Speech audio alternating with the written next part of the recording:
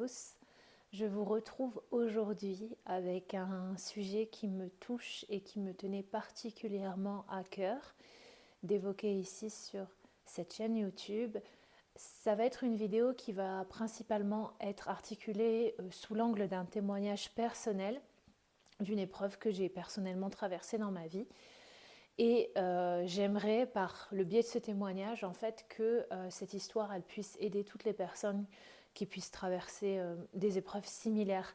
Donc je vais essayer de ne pas donner non plus plein de détails de ma vie personnelle parce que déjà je n'en ai pas forcément envie et ce n'est pas l'objectif ici. C'est plus à travers ce témoignage, cette épreuve de vie que j'ai vécue, que j'ai traversée, comment en fait j'en suis là où j'en suis aujourd'hui, quel a été mon cheminement. Et j'espère, par le biais de ce témoignage et du partage de cette épreuve de vie, pouvoir vous aider. C'est vraiment une vidéo que j'ai en tête depuis un moment et puis que j'arrête pas de repousser parce que c'est un sujet qui est pas évident pour moi d'aborder de façon publique. Et pourtant, je sens que c'est important que j'en parle. Donc j'essaye justement de mettre mon petit ego de côté sur cette vidéo et de me dire ok, lance-toi, parle de ça. Et puis si tu as ce sentiment intérieur que ça puisse accompagner d'autres personnes, fais-le. Donc comme le titre de cette vidéo l'indique, l'épreuve de vie que j'ai traversée, c'est une séparation amoureuse et en l'occurrence un divorce. C'est quelque chose qui peut sembler commun, qui peut sembler pour certaines personnes qui ne va pas être forcément l'épreuve de leur vie. Et puis pour d'autres, ça va être en effet un réel bouleversement, un lever de voile, un lever de nos illusions, une mise à nu. C'est une épreuve qui peut nous inviter justement à traverser d'autres épreuves, à savoir pour mon cas, ça a été la dépression notamment. Et j'avais besoin et envie surtout de vous partager ça ici. Donc quand j'ai ouvert cette chaîne, en fait, je m'étais séparée depuis environ une année, en 2020. Donc je me suis séparée en 2019. Je me suis mariée très jeune, à 25 ans. Et j'étais déjà en couple avec la personne depuis 2-3 ans avant le mariage. Nous nous sommes séparés en 2019. Quand nous nous sommes séparés, j'avais 31 ans. Pour moi, ça a été un bouleversement sans précédent. Il faut savoir que cette personne, je l'avais rencontrée, donc, comme je l'ai dit, toute jeune. Donc je m'étais construite avec cette personne. J'étais encore étudiante à l'époque. C'était une personne sur laquelle j'avais projeté énormément de choses et notamment beaucoup de sécurité. Je me disais, cette personne va m'apporter de la sécurité.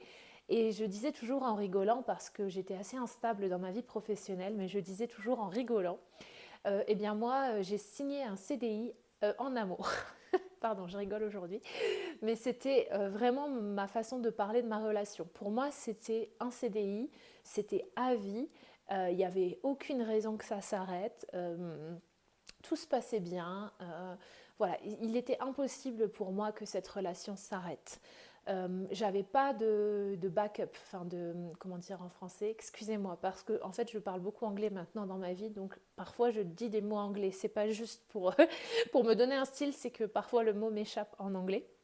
Un backup, un plan de secours. C'est-à-dire qu'il y a des personnes maintenant, j'observe ça d'ailleurs avec un certain amusement, qui se mettent en relation, mais qui ont un autre plan si jamais ça va pas. Par autre plan, j'entends pas une autre relation, mais j'entends qu'ils assurent leurs arrières, assurer ses arrières. Donc c'est quelque chose que moi, j'ai jamais compris, et même maintenant, je ne vis pas du tout comme ça, c'est-à-dire que je me donne à fond. Il n'y a pas de plan B, quoi. C'est ça ou rien.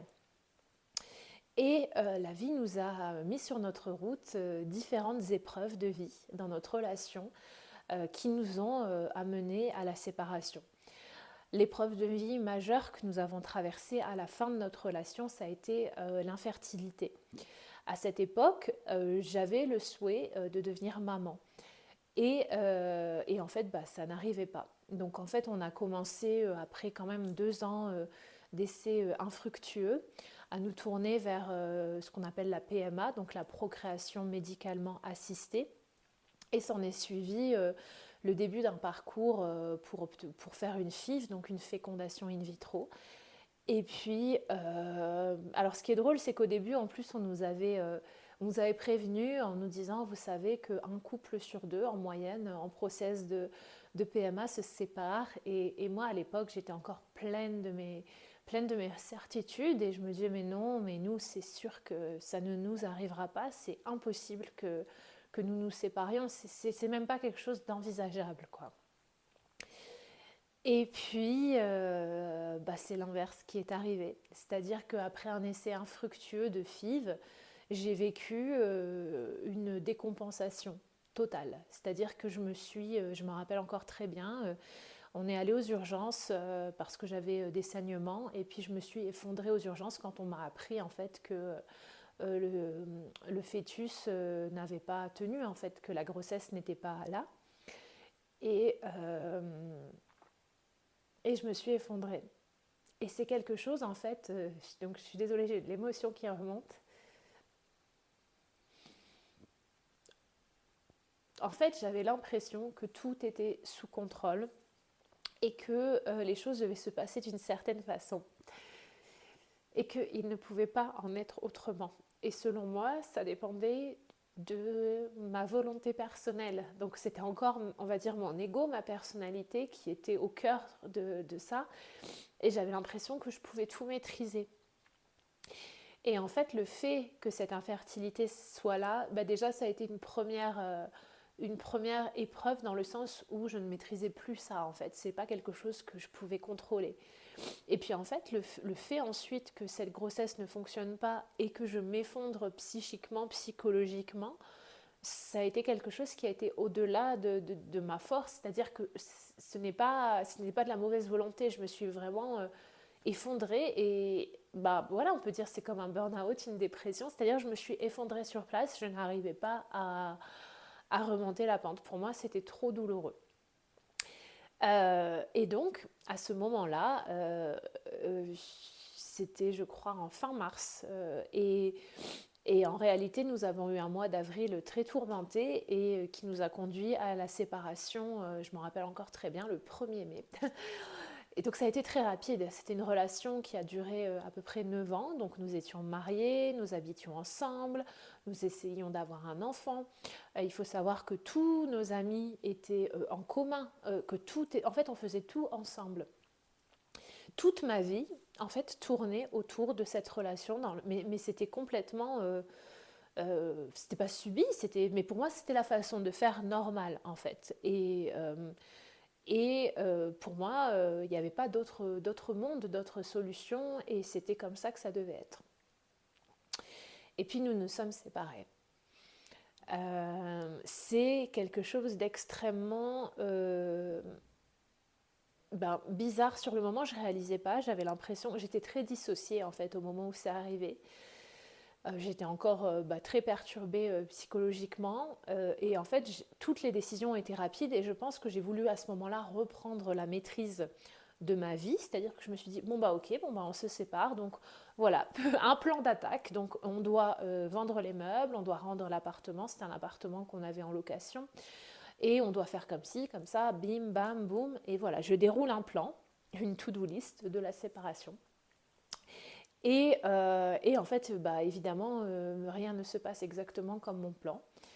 Il faut savoir qu'en parallèle de ça, j'ai commencé à avoir de plus en plus d'anxiété.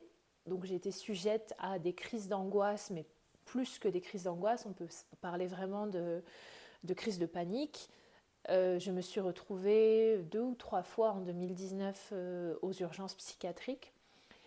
J'ai été aussi hospitalisée pendant 5 jours parce que j'ai eu des idées suicidaires très très très fortes, avec même, on peut dire, une tentative de suicide. On peut dire ça comme ça, j'ai encore du mal à le nommer comme cela, mais c'est quand même ce qui s'est joué à ce moment-là. Et ça a été extrêmement, extrêmement douloureux, c'est-à-dire que je ne réalisais pas ce qui se passait, c'était comme si j'étais dissociée, donc bien sûr il fallait agir, vendre les meubles, enfin voilà, faire des choses dans l'organisation du quotidien, mais moi j'étais complètement dissociée. Et puis en fait ce qui s'est passé en parallèle de tout ça, c'est que je souffrais tellement intérieurement, je souffrais tellement que j'ai commencé à vouloir en fait éviter cette souffrance qui était vraiment trop impossible pour moi à gérer. En fait, on peut gérer la souffrance, mais voilà, c'était impossible à ce moment-là pour moi de m'asseoir avec cette souffrance. Je ne comprenais pas pourquoi j'avais autant mal. Je ne comprenais pas pourquoi une séparation pouvait me faire à ce point-là. J'avais l'impression que j'allais mourir. Pourquoi je ressentais tout ça? Et ça a été vraiment des douleurs atroces comme j'avais jamais ressenti. Et des douleurs, donc oui, il y a les douleurs physiques, mais je ne pensais pas qu'on pouvait souffrir autant psychiquement. J'ai commencé à être suivie médicalement. Et à ce moment-là, j'ai décidé, en fait, en même temps que ma séparation, comme dans un élan de changement, de dire ok, très bien, nous nous séparons, nous rendons notre appartement, et bien moi je démissionne de mon travail. Donc à l'époque j'étais en CDI dans un travail, un travail plutôt sympa. Mais bon, depuis le début je pense que je sentais que c'était pas fait pour moi. Mais là du coup je me suis dit bah écoute, on arrête tout et je vais partir voyager parce qu'on avait un petit peu d'économie à ce moment-là. Et voilà, j'ai eu besoin en fait de tout quitter, de tout arrêter. Donc j'essaye de reprendre le fil de mon témoignage. Et suite à cela, en fait, s'en est joué plusieurs années où je me suis vraiment cherchée. Mais pour me chercher, je me suis perdue. Mais vraiment, je me suis vraiment perdue. J'ai commencé évidemment, suite à cette grande souffrance, à entrevoir la spiritualité comme une potentielle solution à mes souffrances. Et c'est finalement cette séparation qui m'a ouverte à mon hypersensibilité parce que j'étais suivie par une psychologue qui m'a ouverte la voie du yoga. Donc le yoga, je pratiquais déjà, mais c'est suite à ça que je me suis formée, j'ai commencé à enseigner le yoga. Et puis j'ai fait plein de voyages, j'ai fait plein d'expériences, j'ai fait plusieurs retraites dites spirituelles avec parfois des mauvaises rencontres, parfois des bonnes rencontres. Et ça a été la même chose au niveau des hommes. C'est-à-dire que j'ai eu 2-3 années où ça a été... maintenant, j'aime bien dire que ça a été n'importe quoi, mais en fait aujourd'hui, non. Parce qu'en fait, si je ne m'étais pas perdue à ce point, je n'aurais pas pu me retrouver. Si je n'avais pas expérimenté toutes les entrailles de ma souffrance, j'aurais pas pu réaliser certaines choses. Et c'est en ça, en fait, où je veux témoigner, parce que si vous êtes aujourd'hui en train de vivre une épreuve de vie qui vous a mis à terre, et vous ne savez plus du tout où vous en êtes, ce que vous faites, j'avais besoin de vous témoigner ça aujourd'hui, parce qu'en fait, c'est parfois quand on pense qu'on s'est complètement perdu, c'est ça, en fait, qui va nous donner l'impulsion ensuite de nous retrouver. Donc au départ, en fait, j'ai vraiment cherché de l'amour, de la reconnaissance, du soutien, de la protection dans la présence des hommes autour de moi. Et s'en est suivi plusieurs relations, généralement courtes, avec des hommes où ça se passait généralement pas bien.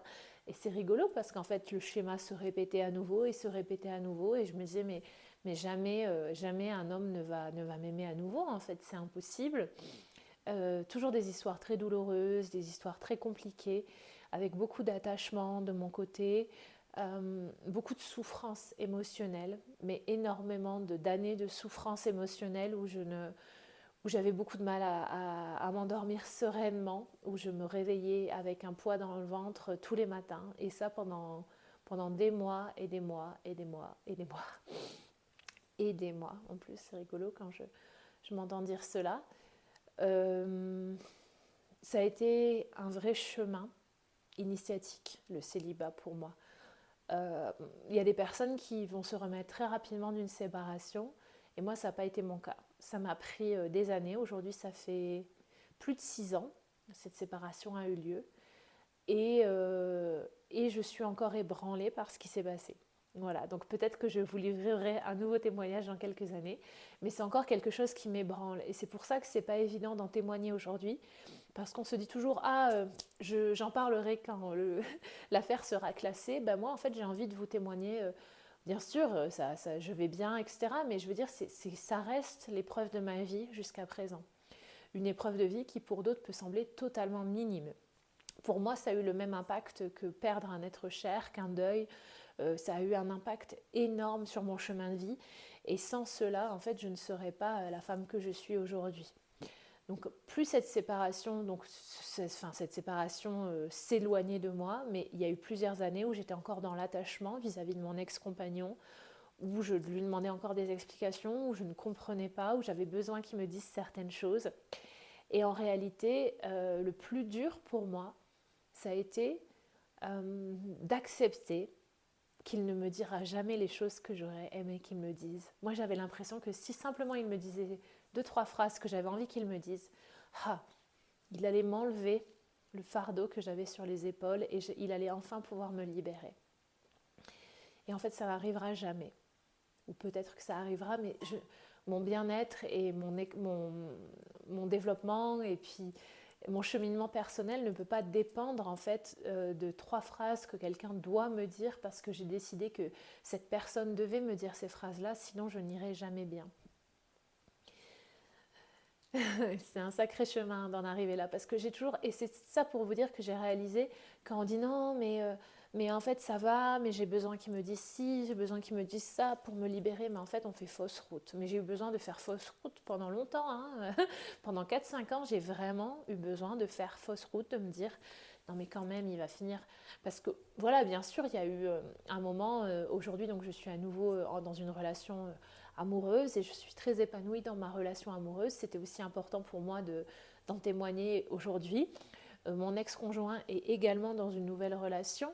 Donc voilà, il n'y a plus d'ambiguïté à ce niveau-là, dans le sens où mes sentiments envers lui ne sont pas de l'ordre amoureux romantique, on peut dire ça comme ça, mais il restait quand même des résidus d'attachement dans le sens où je me disais mais quand même j'aurais aimé qu'on soit amis, en fait j'aurais aimé connaître sa nouvelle compagne, j'aurais aimé qu'il connaisse mon nouveau compagnon, j'aurais aimé qu'on puisse s'appeler une fois par an pour nos anniversaires et puis qu'on puisse se donner des nouvelles apaisées après tout ce qui s'est traversé, tout ce qui s'est joué, et en fait ça n'arrivera pas.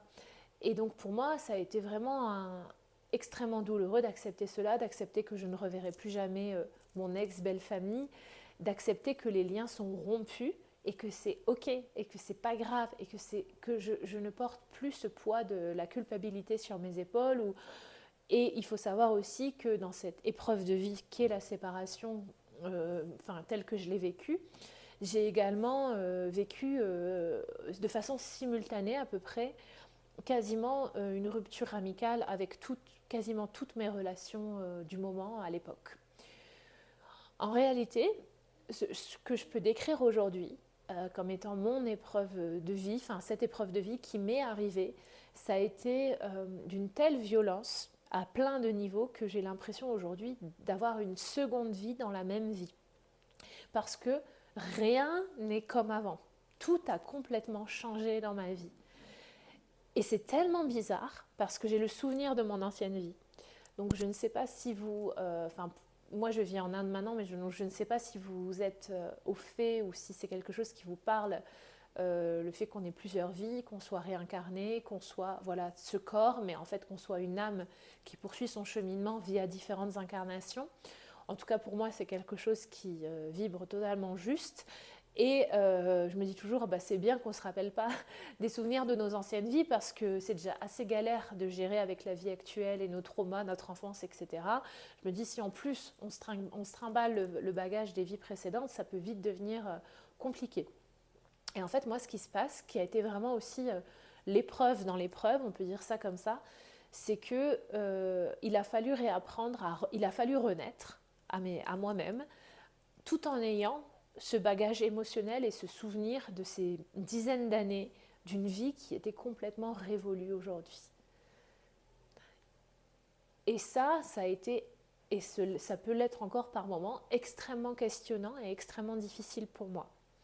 De comprendre pourquoi ces personnes ne me parlent plus, pourquoi tout a changé dans ma vie, pourquoi moi, pourquoi tant de souffrance, pourquoi ci, pourquoi ça.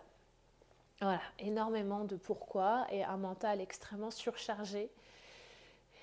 Et aujourd'hui, si j'arrive à en parler, c'est que quand même il y a eu vraiment un gros cheminement et un gros switch, notamment, je dirais, cette dernière année et ces 2 dernières années. Ça fait 3 ans à peu près maintenant que que je vis en Inde, à la fois en Inde et puis je rentre en France, mais où ma vie a changé. Ça va bientôt faire 3 ans du coup que j'ai cette nouvelle relation. Et vous voyez, depuis 3 ans, je dis encore de nouvelles relations. Parce que ça m'a appris aussi cette expérience, l'impermanence et le changement. Qu'à l'époque, je disais toujours, j'ai un CDI en amour, etc. Ça me fait rire. Et en fait, aujourd'hui, je ne dis plus jamais ça. C'est-à-dire que c'est pas que je suis prête à ce que tout s'arrête à chaque instant, mais ça m'a amenée à être beaucoup plus présente et à être moins dans l'illusion et à accepter l'impermanence et à accepter le changement. Pas que dans mes relations d'ailleurs, mais dans tous les aspects de ma vie. Et on dit toujours, quand on traverse une épreuve, il y a une question à se poser, c'est quel est le cadeau caché derrière ce que je suis en train de vivre ? Quel est le cadeau caché derrière ce que je suis en train de vivre actuellement ? Alors sur le coup, quand on est vraiment dans le creux de la vague, dans l'œil du cyclone, quand on vous dit ça, ou quand vous entendez, ou quand vous posez cette question, on peut vraiment s'énerver en fait et rejeter en bloc tout ça et se dire non mais c'est pas du tout un cadeau, c'est l'horreur ce que je suis en train de vivre. Mais en fait, généralement, il faut qu'on soit brisé, pas tous, mais pour beaucoup d'entre nous, il va falloir qu'on se brise en 1000 morceaux, qu'on meure à nous-mêmes, qu'on meure à nos émotions, qu'on meure à nos illusions pour enfin en fait apercevoir la lumière. Et aujourd'hui, je voulais témoigner de cela. En fait, ce témoignage n'est pas juste un petit témoignage de ma vie personnelle. J'avais vraiment besoin de le déposer ici parce qu'en fait, sans ces épreuves-là, et pourtant j'ai souffert de mon point de vue énormément, j'ai pleuré énormément, j'ai été dans la colère et l'incompréhension, mais pendant des mois et des mois. Et seulement aujourd'hui, je sais tout à fait, et j'en ai vraiment profondément conscience, que sans cela, je n'aurais pas cette joie en moi aujourd'hui, je n'aurais pas la vie que j'ai aujourd'hui dans les montagnes himalayennes indiennes, je n'aurais pas réalisé en fait, pris conscience de certaines choses sans cela. Et je sais que c'est dur de l'entendre. Et je sais que vous allez toujours vous dire non mais moi c'est quand même vraiment horrible. Et généralement, c'est les témoignages qu'on retrouve vers tous les gens qui ont cheminé en conscience à la suite d'une énorme souffrance, d'une énorme épreuve de vie. C'est qu'en fait, l'épreuve de vie, elle nous a rapprochés de nous-mêmes, elle nous a rapprochés de notre essence véritable, elle nous a rapprochés de l'amour, de la compassion et de l'éternel. Et c'est comme ça vraiment que je le vis. Pour moi, c'est quelque chose d'extrêmement mystique qui s'est joué. Et aujourd'hui, j'arrive enfin à aimer cette personne qui a été mon ex-conjoint d'un amour inconditionnel où je sais qu'il ne me parlera plus jamais, probablement plus jamais. Je sais que je ne le reverrai probablement plus jamais. Je sais que je ne reverrai plus jamais sa famille, probablement. Et pourtant, je n'attends absolument rien de lui. Alors qu'il y a encore quelques années, j'attendais encore des choses. Là, je n'attends absolument rien de lui. Je suis complètement libérée de cela. Et pour autant, j'ai cet amour en moi. Il n'y a plus de colère, il n'y a plus d'incompréhension, il n'y a plus de bagarre. Tout ça, c'est terminé en fait. Et il a fallu du temps. Il a fallu tout ce cheminement. Il a fallu me perdre, mais parfois dans des endroits extrêmement sombres, pour enfin entrevoir la lumière. Et vraiment, c'est un témoignage, si vous vivez une séparation extrêmement difficile, un divorce, mais même ça s'applique à toutes les épreuves de vie, que ce soit un deuil, la perte d'un être cher, et peu importe l'épreuve de vie que vous viviez, et vous êtes dans le creux de la vague en ce moment, j'avais besoin aujourd'hui de vous livrer ce témoignage pour un petit peu que vous puissiez entrevoir la lumière à travers votre cheminement. Et pour autant, durant toutes ces années d'expérience, je n'ai pas forcément cherché la lumière. C'est-à-dire, je me suis dit, j'ai cherché à comprendre. J'étais toujours dans le mental. Je voulais comprendre, je voulais analyser. Et puis, à un moment, je ne sais pas ce qui s'est passé, mais cette lumière est entrée à l'intérieur de moi, petit à petit. Je dois dire que ma vie en Inde m'a énormément aidé à cela, mais ce n'est pas quelque chose que je cherchais consciemment. Et en fait, ce qui s'est passé, c'est que la situation est toujours la même qu'avant, mais moi, je ne réagis plus pareil. C'est-à-dire, la situation n'a pas changé en fait. Je suis toujours divorcée, il n'y a toujours plus aucune relation avec mon ex-conjoint, et ça me faisait souffrir, mais énormément il y a 3 ans par exemple, et aujourd'hui, je suis complètement OK avec ça. En fait, c'est ok. Et c'est pas un ok mentalisé, en fait, je le ressens, moi, il y a comme le cœur qui s'est ouvert, un poids qui s'est enlevé de mes épaules. Et c'est un sujet qui est ok pour moi aujourd'hui. Et j'avais besoin d'en témoigner parce qu'on croit toujours que c'est impossible, que ça va nous faire souffrir jusqu'à la fin de nos jours. Mais voilà, c'était important pour moi de vous dire qu'en fait, j'ai pas cherché à me débarrasser de cette souffrance. J'ai juste, en fait, entrepris de petit à petit, au lieu de chercher toujours des réponses et des explications à l'extérieur, j'ai entrepris de me nourrir intérieurement et de m'occuper de mon intériorité. Mais pas avec un but derrière la tête, en fait. Juste parce qu'en fait, je kiffe. Enfin, j'aime faire ça, en fait. C'est comme planter des fleurs dans son jardin. On plante des fleurs ou on plante des légumes, peut-être que ça va donner des choses, peut-être pas, mais en fait on le fait parce qu'on aime planter sur le moment et puis ça nous apporte de la joie. Ben, c'est exactement la même chose que j'ai fait dans ma vie. J'ai commencé à prendre un plaisir immense à m'asseoir en silence, à être en silence, à écouter des mantras, à pratiquer le yoga, à marcher dans la nature. Bon, ça j'ai toujours aimé, mais je veux dire à me perdre dans la nature, à être en émerveillement face à une rivière, reprendre plaisir à cuisiner, à écouter certaines musiques, à écrire, toutes ces petites choses en fait du quotidien. Plutôt que d'essayer de comprendre pourquoi mon ex-conjoint ne parle plus. Non, mais... Et en fait, je me suis rendu compte que je m'étais vraiment bloquée dans un cul-de-sac pendant des années, mais de par mes propres actions finalement. Et c'est toutes ces petites choses du quotidien que j'ai commencé à faire, mais sans avoir un but, une idée derrière la tête, mais juste pour le plaisir de les faire, qui aujourd'hui en fait m'amènent à être dans un espace où je ressens que j'ai beaucoup plus de hauteur face à une situation qui est exactement la même qu'avant et qui pour autant avant me mettait 6 pieds sous terre et en souffrance et qui aujourd'hui ne me fait ressentir que de l'amour en fait. Et c'est important pour moi de vous le dire. Voilà.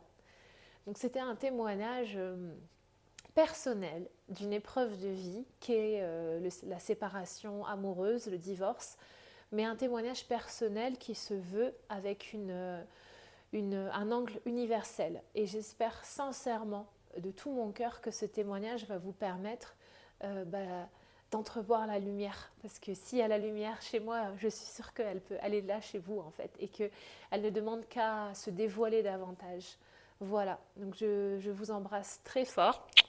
Et prenez soin de vous. Je vous souhaite beaucoup de courage, de résilience dans toutes les épreuves que vous pouvez être en train de vivre. Je vous aime très fort, merci pour vos vues, n'hésitez pas à commenter cette vidéo et je vous dis à bientôt pour une prochaine vidéo. Bye bye.